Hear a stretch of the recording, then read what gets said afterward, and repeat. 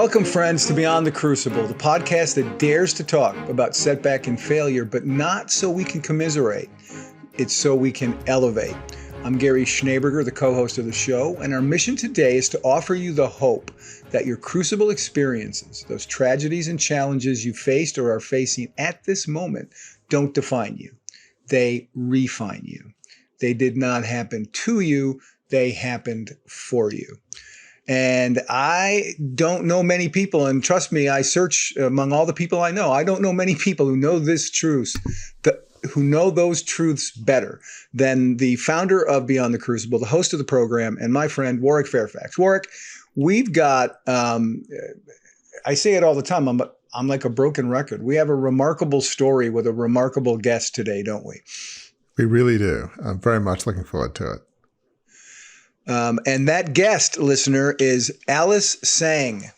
Alice is a professor of finance at Taylor University, and here's her. I love her biography because it's brief, and you'll hear when you listen to Alice talk. Alice is not impressed with her own biography.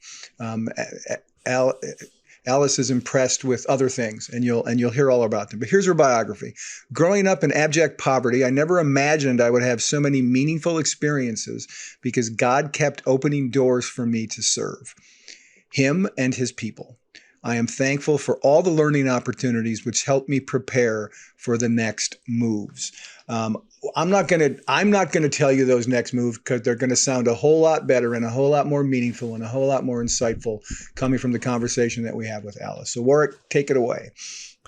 Well, Alice, thank you so much for being here. It really is an honor to have you. We first met a few months ago at a Taylor event. So Taylor University in Indiana, as listeners probably know by now. I have 3 kids, all of whom went there. So I was inspired when I heard Alice's story at that Taylor event. I thought we've got to have her on the podcast because she has a message and a life that really can teach us a lot. So Alice, again, thank you for coming and being here. I want to start with kind of your backstory because it's different than a lot of folks we've had. I mean, you grew up in Hong Kong as I don't know if the word is abject poverty. It was pretty poor. But talk about that upbringing, and because I understand your parents, were somewhat affluent, but then they had some challenges. So just talk about what life was like growing up in Hong Kong and your parents and just your growing up. Mm-hmm. Okay. Warren and Gary, thank you for having me. It's a privilege to be able to talk to you both. I grew up in a family that had experienced a lot of changes, like probably turn of fortune, like you could say. My grandparents were actually quite affluent, but by the time my dad and my uncle, they were twin brothers, inherited their assets, most of that was squandered away, and my mom ended up having to raise 3 young children after the death of my father when I was 5. So in those days, not having the support of a man and just a woman with very little education, she had to resort to doing menial jobs, and it was constantly being interrupted by loss of employment because, it's not steady work that she was able to find. So it ended up pretty challenging for my mom to put food on the table, and I grew up helping her. And in her way, somehow, she was able to find resources to at least not have a staff. And I learned how to manage things by working very hard and having a purpose. So the purpose that drove me for a long time was to be able to get a good education so that I could get a decent job to support her. and I grew up. So that was the driving force for a lot of the things that I was doing. It motivated me to work very hard in my studies, in spite of the fact that I was not supposed to even go to college, right? Or probably not even finish a high school, let alone going to college. If not for the fact that my uncle was generous enough to promise me that he would give me like the equivalent of a US quarter every day so that I can use it to pay for public transportation and lunch money during my high school years.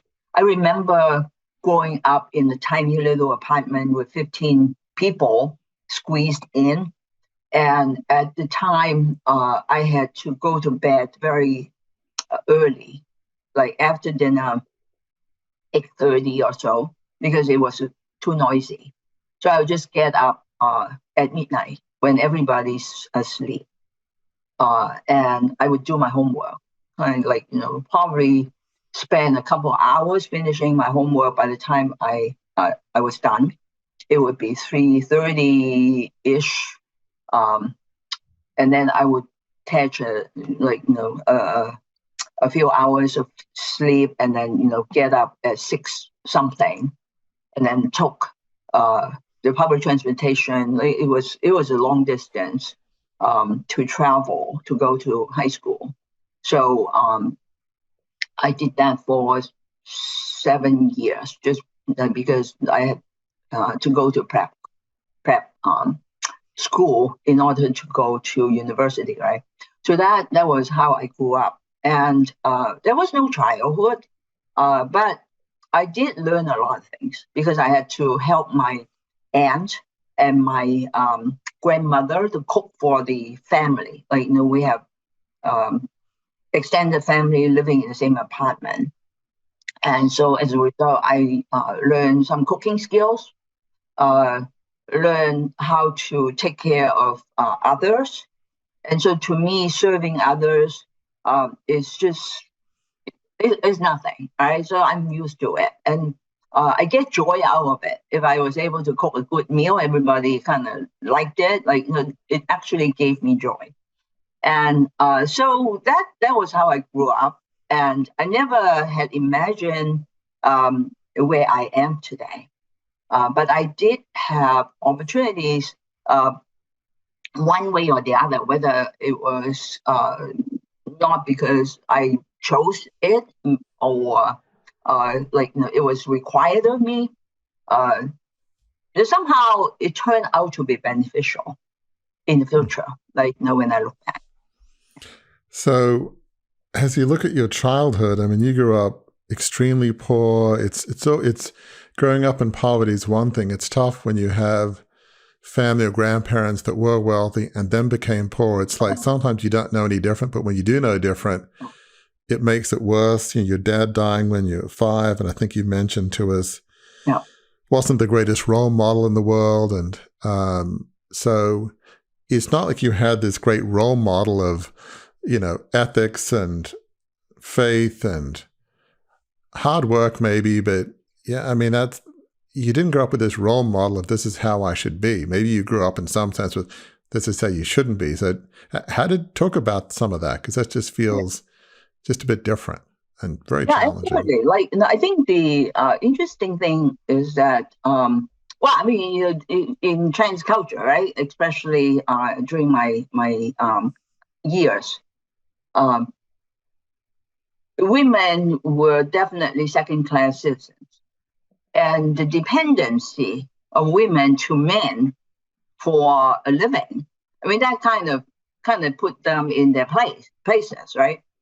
And so that was that.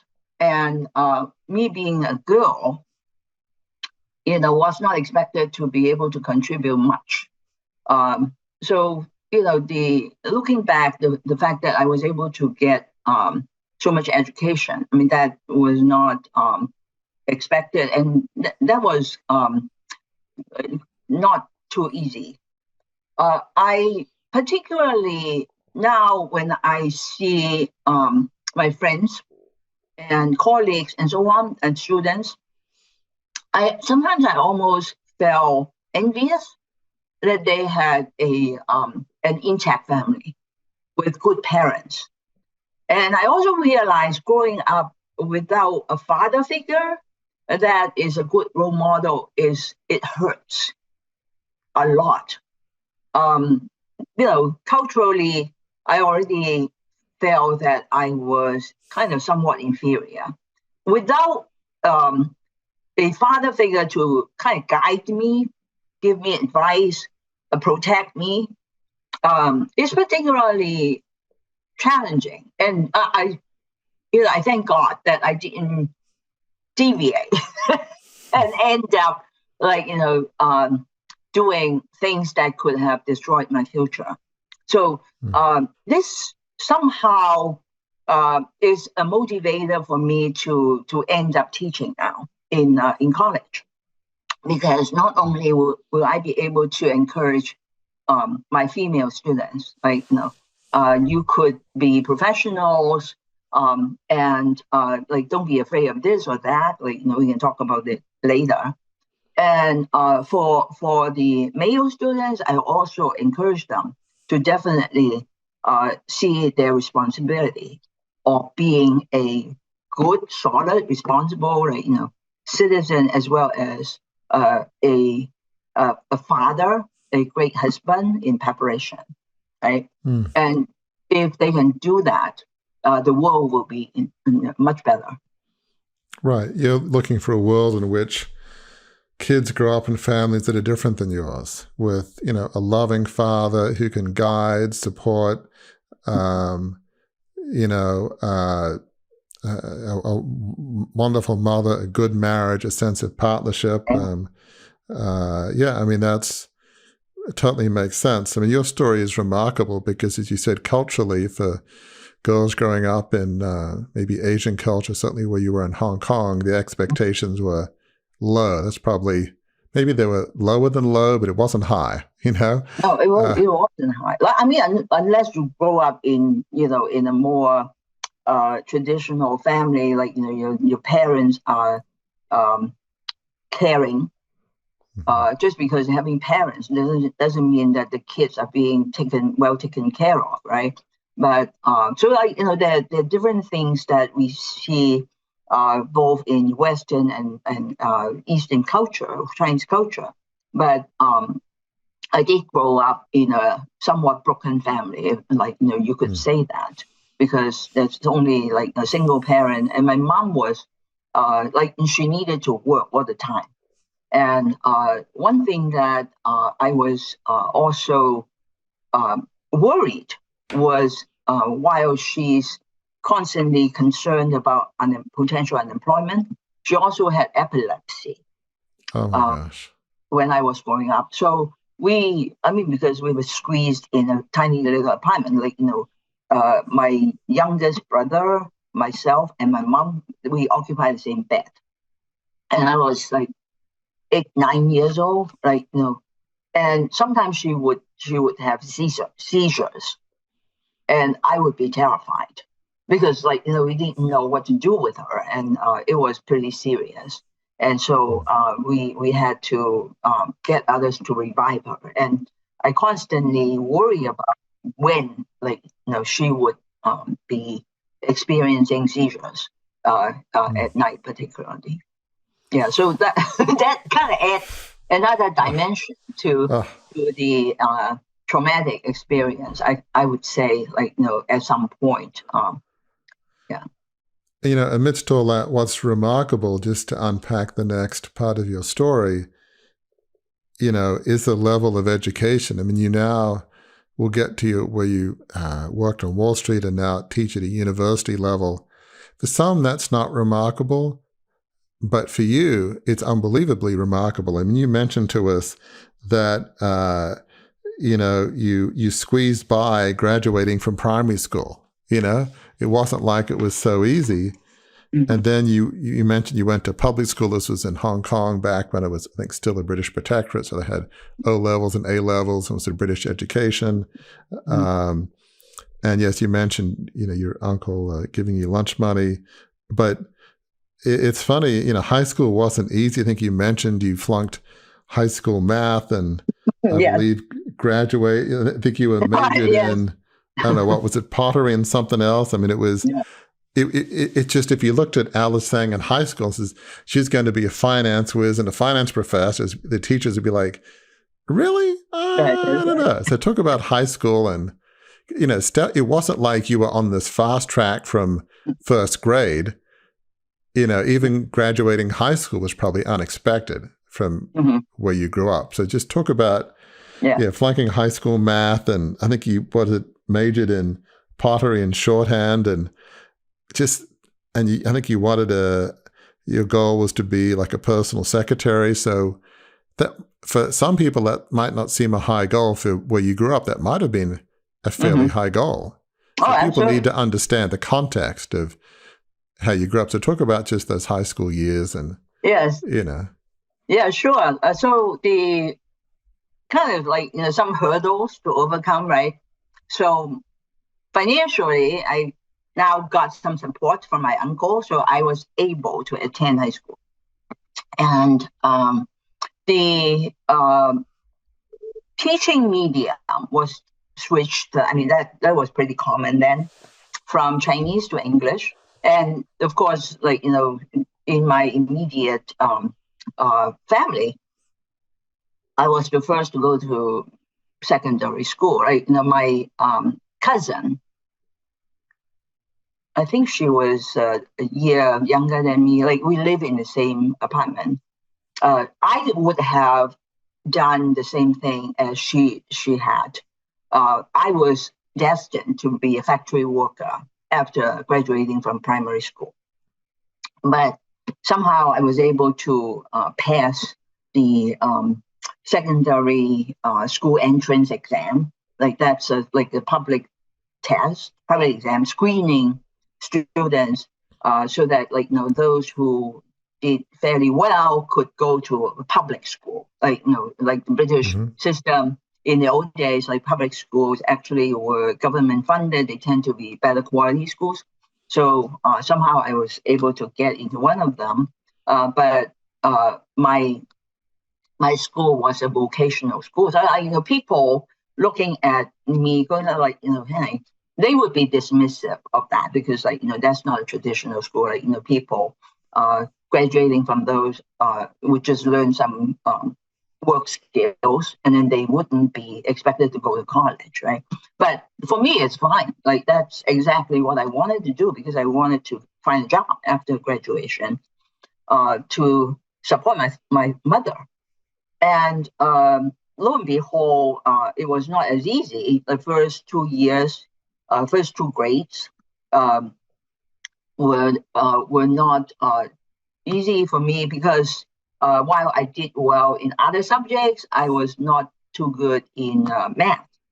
And in fact, like I said to you, it would have pulled me down. I wouldn't have finished high school well if not for the fact that in that particular school, they have 3 different streams, right? So the girl is a girls' school. So the girls that were doing well will be going to the math/accounting stream. Another 2 streams, one would be domestic science and embroidery. And the third one is pottery and stenography. I don't I don't know why pottery, but in any case, they did have an expert in making pottery, and somehow she was an important teacher in the school. Okay, so I ended up doing that, but as I related to people later on, now that I'm more familiar with the Bible. See, God is the potter, I'm the clay. So I know the process, and in a way, like the shaping, the molding, and the cutting, it resonates with me, right? And so when I was streamed into that that class, I started to thrive, and we had to take a lot of dictation and do typing and whatnot. So that actually helped my English English ability, because listening to business correspondence that I have to take shorthand and transcribe, that definitely helped me in written English and in some way kind of know grammar better, right? And so on, that ended up being very helpful when later on in life I became a financial analyst. Like, you need to write a lot and very quickly. So like I said, things that we might not think anything of, maybe like even find it tedious or useless, irrelevant, no time is wasted if you put your heart to learning it well, because somehow God will use your skills later, and maybe for a higher purpose. So that's how I see it. So as a result of being quite good in English, like I was able to do well in my exams later on, like the public exam, and eventually being able to get into college and major in English. How did you go to college, and what did your family think? Because that seems like a notion hard to comprehend from your family. So talk about, that was a massive shift. Yeah. Because, well, I mean, all along, right, the plan was, I kind of we do one step at a time, right? Don't think too far. We couldn't afford to, right? So let's finish high school, you get a job. And I was looking at the possibility, okay, there's an exam to take for me to see if I can get to the next step. If I could, then let's think about it, right? So this is why I think you said my experience has been remarkable. The remarkable thing is things that are so unlikely to happen actually did, because I now looking back, there's a guiding hand there to open the doors for me, in spite of my my short vision, really nearsightedness, like in a way, by necessity. We couldn't think too far down the road, right? And the fact that I was able to get into University of Hong Kong, which was not easy in those days. Most of the students going in came from upper middle class families, especially the discipline that I went into. I was having classmates that graduated from schools that where they attended, they were taught by foreigners, many nuns and reverends and so on, Westerners. So I had to compete with them, and the fact that I almost felt sometimes that's kind of like a not so much a scarlet letter, something like a P on my forehead. Like when people see me, I mean, they already know that I'm from a very poor family. I don't belong. So this sense of not belonging to the university, and then later on, when I entered the various firms that I worked in, persisted until more recent years. And so this is what I want to encourage others, that okay, so you need to be able to have someone that you can always trust, and you believe that he's the Almighty and he's guiding you, and he will help you overcome. Now, whatever background you are coming from, whether it's likely or not likely that you get into those institutions, if you are there, you belong, right? You have the ability to contribute to the success of those organizations, as long as you do well. And don't worry about whether you came from the circles that do not mingle with those who are already populating those organizations, and do not waste time. This is a perfect time for me to jump in because we're not too far past your childhood, and we're about to transition into your professional career. But there was something you said when we talked before the recorders were turned on. A quote you said that is I want listeners to hear because it applies to their own Crucible experiences. You said this about your childhood. My childhood ended up not being a bad thing, you told us. Perspective is very important. I learned a one day at a time mentality. You've just described what that is, how that worked for you as you were going through your education. And that is something that Warwick stresses all the time. This do the next right thing, take one small step at a time. That's how you get beyond a crucible. And your crucible certainly was difficult. You've just described it. But now we're moving into that transition period where things, I don't know if they get easier, that's the wrong word. You begin to achieve some things that put you on the path to your life of significance. And that's what we talk about here all the time. So I just wanted the listeners to hear that idea that Alice, you heard her talk about her childhood, and she says it ended up not being a bad thing. That's not far off guests who have said to us on this very show, my crucible was a gift, right? Alice is saying sort of the same thing. It wasn't that bad of a situation. It taught her how to take a one day at a time approach to things. That's what we try to do here too. So I just wanted to drop that in, Warwick, before we get too far through her story. It seems like we're right in the middle of Alice's story here, so I wanted to get that in. Yeah. I mean, that's such a good point, Gary, that Alice has such a great perspective on how she grew up and didn't let those experiences define her. She just kept what's the next right step each time, just not being limited by other people's limiting expectations, be it a family or the middle class, upper middle class. In all cultures, unfortunately, on the planet, tends to be class structure and I don't know, just the nature of human beings, I guess. But so again, graduating from university is remarkable, but then the remarkable with Alice Tsang doesn't stop. There's always one more step of remarkable, one more step. What's the next right remarkable step? So you ended up moving to the US and getting an MBA in finance at New York University's NYU and working on Wall Street. I mean, for somebody that said, I flunked math and was at one point, majoring in English, how in the world did you get to NYU and finance and Wall Street? That seems like a remarkable transition. How'd that happen? Okay, so this is the thing about doing things one thing at a time, right?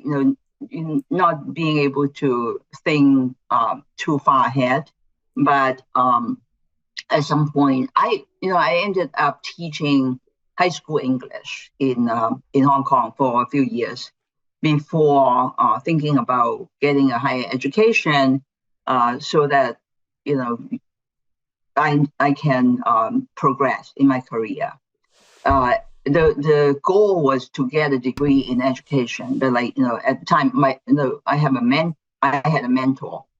He advised me that maybe you should consider getting an MBA.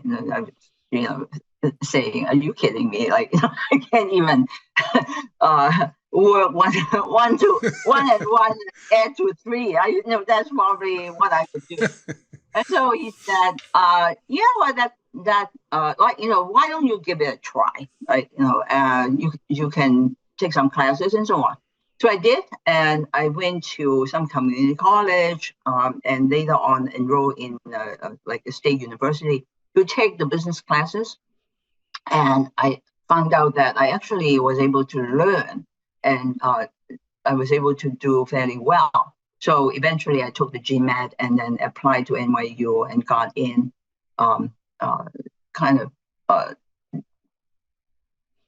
hey, why not, right? It was good. NYU was pretty strong in finance. So I ended up majoring in finance and got a degree there and did pretty well. The transition, right, from being a student to working on Wall Street. Now that was a lot more difficult. I would consider that almost, a very short period, not too long, probably like the wilderness years, because I was not able to find something that will recognize my MBA degree in finance, making very little money in the beginning. And so it was tough. But eventually, because I still try to excel in whatever I did and learn from what I was doing, I ended up being introduced to my boss's friend, who was the director of research at E.F. Hutton at the time. Like E.F. Hutton was a pretty reputable firm. I think it was second only to Merrill Lynch in those days. So I was able to get in as a junior analyst. And before long, I made a name for myself.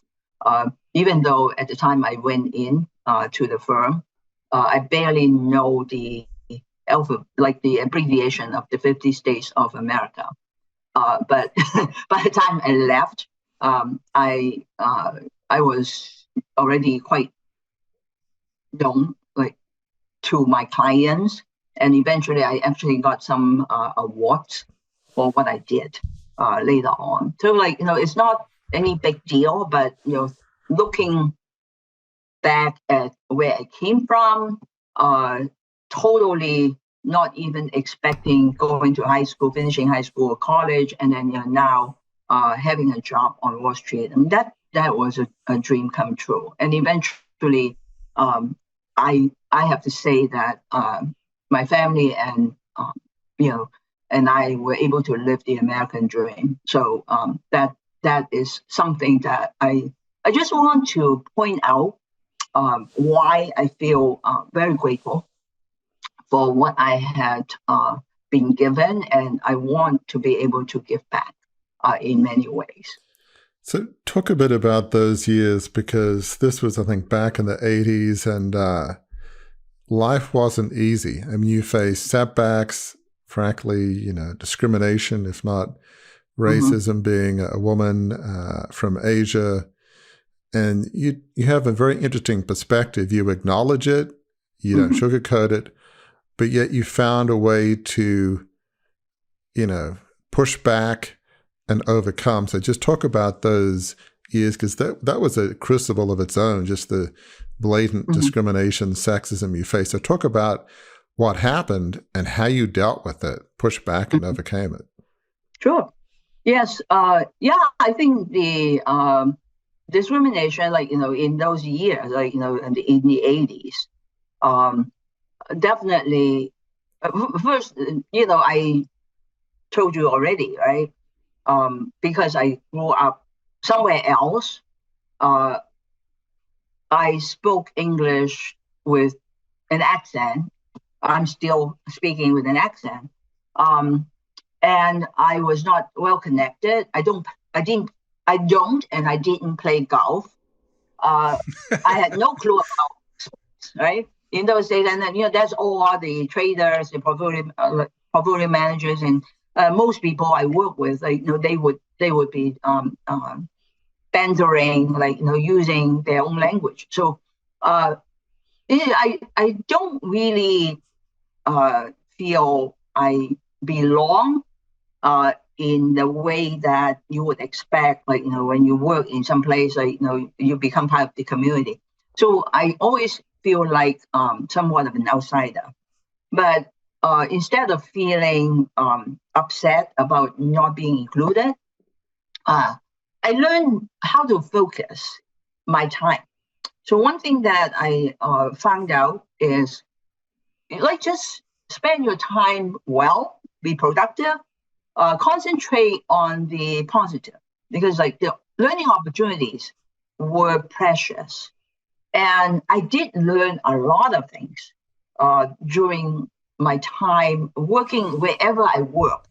There are so many things that I could learn, and what I learned make me a better person, because then I can share my knowledge with others. So that's how I see myself being a better person. Not so much, I'm superior to anybody else, but I do have something to share with others.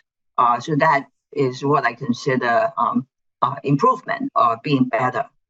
And so by being able to focus on what I could do better, I could do more, I ended up making a name for myself. And I didn't set out doing so, but that was the outcome. So that was positive. And as a result, I was able to move to other places as well. Kind of very interesting, right? Different experiences also. That's what I found. Not just being pigeonholed into one particular sector. I was able to learn different sectors. Even though I was a fixed income analyst, the things I learned, I picked up over time, helped me a lot. And especially looking back, I become a better investor. And that is something that God was preparing me for down the road, because we ended up having a few dollars to invest. And the skills that I picked up while I was working in the financial sector was very helpful. And this is something that I also was able to share with my students, with people that I encounter who are having financial challenges, to encourage them. One of the things you mentioned to us before, which I thought was really fascinating, is because of, it's the 80s, discrimination, what have you, you may not have got paid as much as you should given the work you were doing, but you mentioned you found a way around that because you were just a good investor. And so maybe you made more than some. So it's like, okay, fine, they don't want to pay me as much as they should.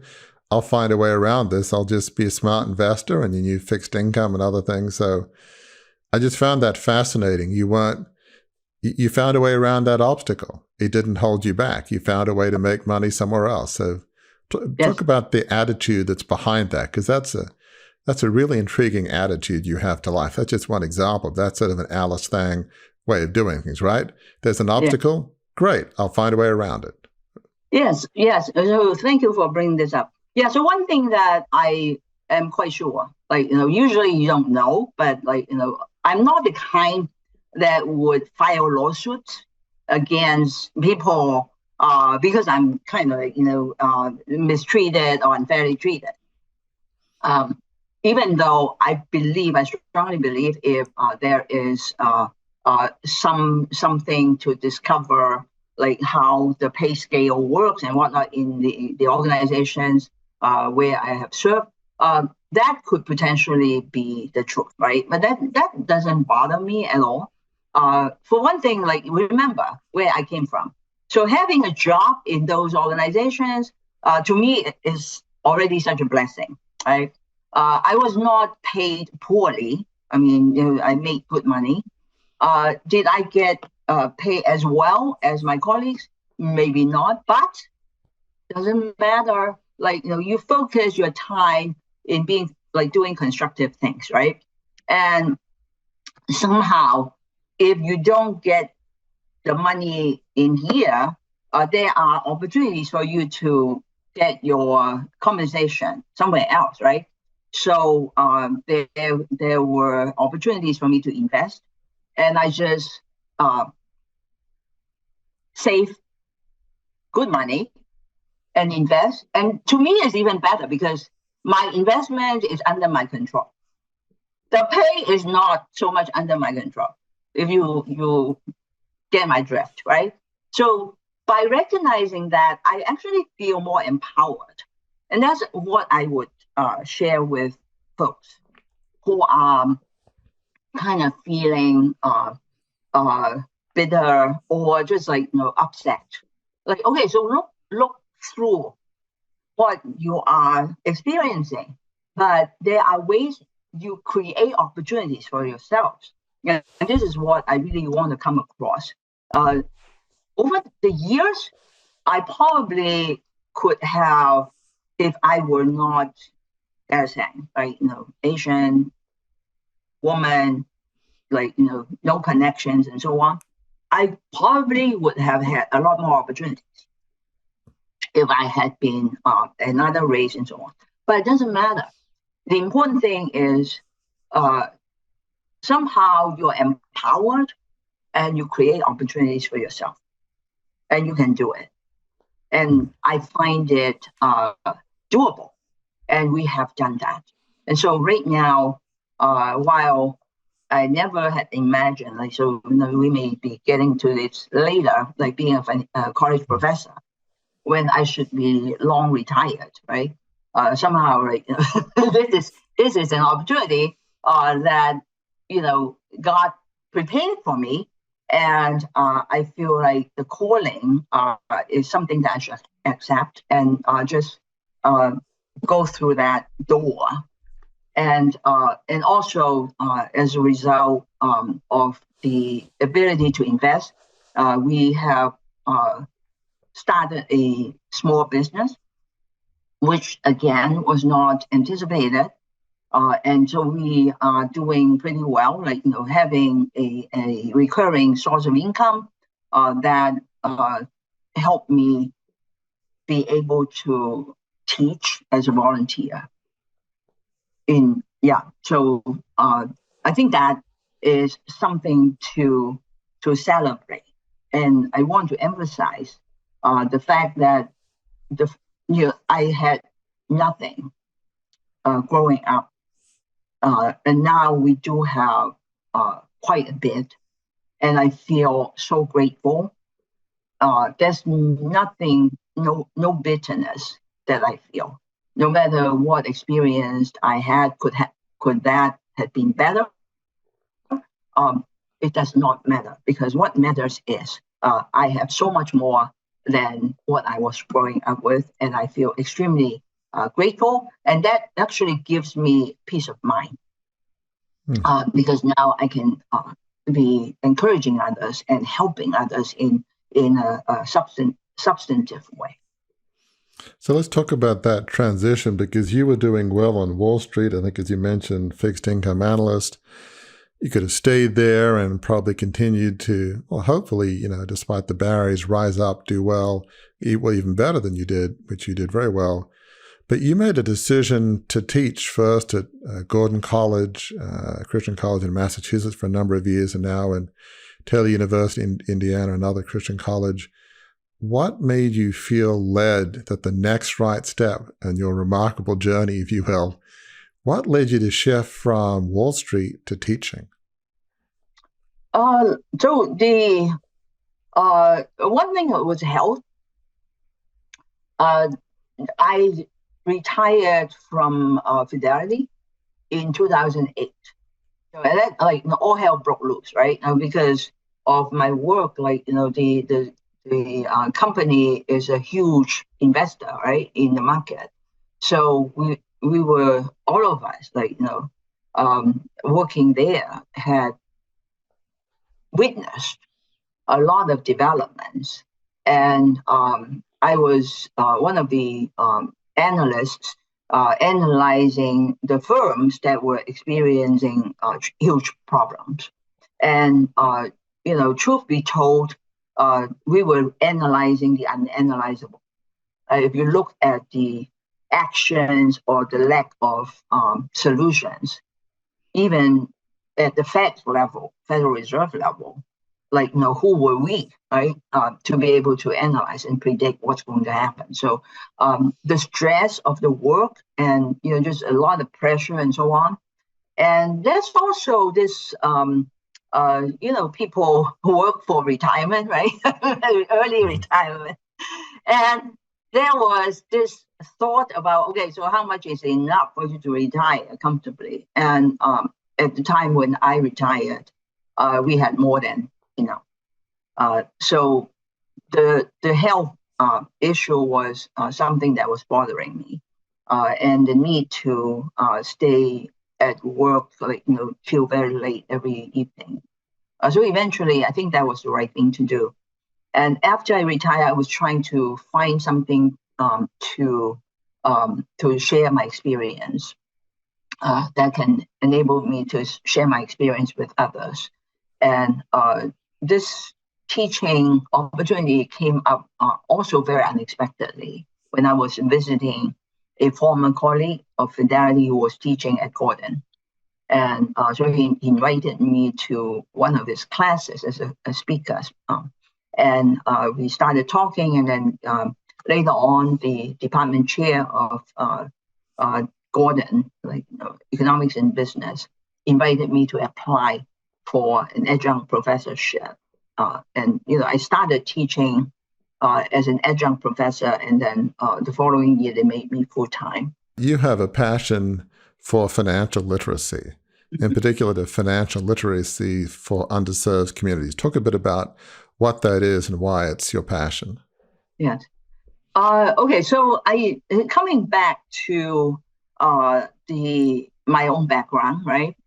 One thing that is somehow to me is a misconception is a lot of minority groups that are in low-income families. They don't see the need for financial literacy or knowing about finance, like several things. One is, I don't have money, so I don't need to know about financial planning. There's nothing to plan. So since I don't have money, right? Why do I need to know about financial planning? Now that cannot be further from the truth. Like the less you have, the more important it is to plan well, right? Because you want to get from nothing to having a little bit more, and then more and more and more, right? So that you can achieve financial security. So that's very important. So if I am if I'm in this group, then I would spend $4 or $5 on the coffee every day. Now, why not? I don't have too much money, but this is a treat for me. And then even if I'm to save it, it doesn't amount to much. Yes, listen to me. Small things, right? When you accumulate them, it can grow, and then you would end up having a decent amount to start investing. So that it's something very important to share with people in that group. Underserved communities tend to get scammed if they don't have financial literacy, because they don't have much, and someone usually would come along and say, hey, you know what? I can help you get rich quickly. I'm in, right? So whatever little that they would kind of flop over, and then they end up losing whatever little they have. And so knowing more about finance, how to avoid fraud, scam, learning to do things patiently, doing real investing instead of succumbing to all the get rich quick schemes, that would end up serving them much better than having them be convinced that they can actually cut corners. The only people that will get rich quickly from the whole transaction is the people who scam them, right? And the other thing is we want to have more harmony in society. So the income inequality and so forth, you have the underserved constantly having nothing or very little, while the other people who knows better, more about finance, financial planning, then you have the gap widening. So we really need to do something constructive to bring the two groups together. Not necessarily through income distribution, but by sharing the knowledge, promoting financial literacy among the underserved, you empower them. So they learn how to create opportunities for themselves, and they feel a lot more fulfilled. And that's what I think your website is trying to advocate, right, to espouse, like to give people the ability, the power to look beyond their current challenges and see better things ahead. And they can do it because they already have the ability endowed in them. They just need the vision to pursue that. That sound you just heard, listener, was the captain of our plane here, turning down the fasten seatbelt sign, indicating it's about time to begin our descent to end this episode of Beyond the Crucible. But we're not there yet, so you can hang on to your peanut bags for a little while longer. And Warwick, I'll flip it back to you to ask the last question or two to Alice. Alice, one of the things I want to do for you in the show notes, I noticed that you're very active on LinkedIn, so I'm going to put your LinkedIn address in there for people who can engage with some of the wisdom that you've been sharing here. So we'll make sure people can find you there. Thank you. So, Alice, thank you so much for being here. We asked this kind of question a reasonable amount. So I think in this case, I'm thinking there could be maybe a young person, maybe they're from an immigrant, maybe different background, maybe they've grown up without the advantages of stable family life, maybe they've suffered even as a young kid, maybe racism, sexism, discrimination. Maybe their sights are pretty low. What would a word of hope be to that young person who thinks people like me never amount to much because life is not fair and kind of why bother? Because the deck is stacked against me. It's just nobody I know has succeeded. Nobody I know has got any degree of financial, not even wealth, just financial stability. What would a word of hope be maybe to that young person that doesn't see too much hope or future or positive future in their lives? Okay, so allow me to provide a few points here. Okay, so you're growing up in a poor family, never amount to much, or it's not possible to do anything.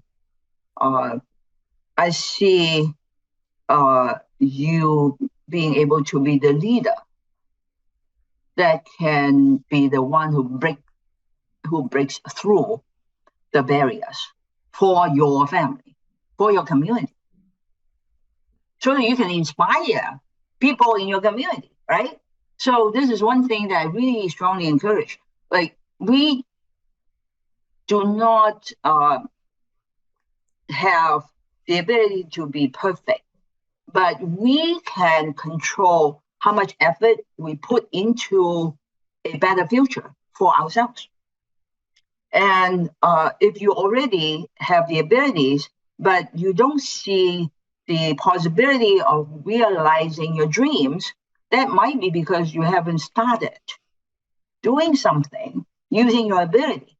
So a dream is a dream, and will never become reality unless you take action, using your ability to do more and more and more.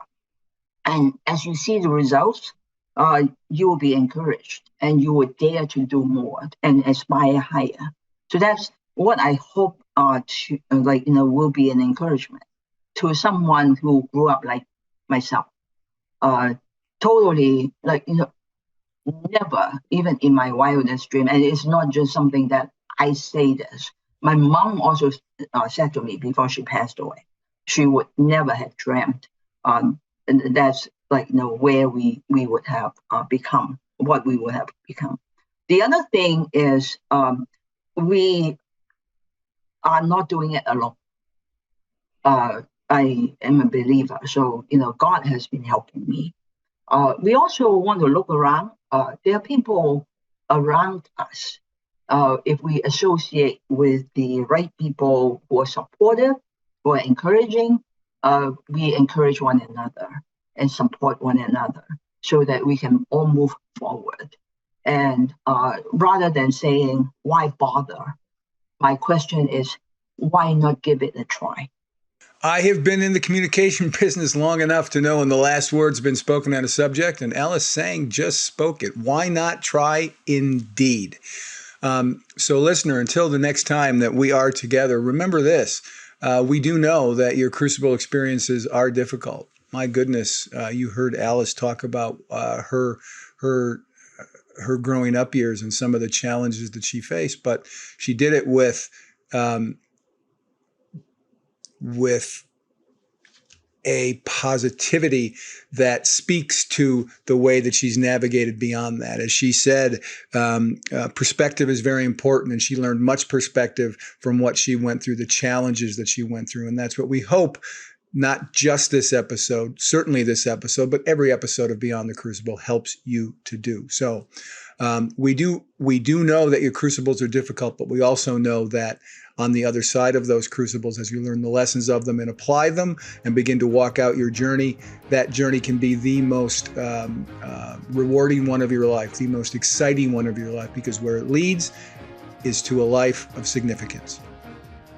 If you enjoyed this episode, learned something from it, we invite you to engage more deeply with those of us at Beyond the Crucible.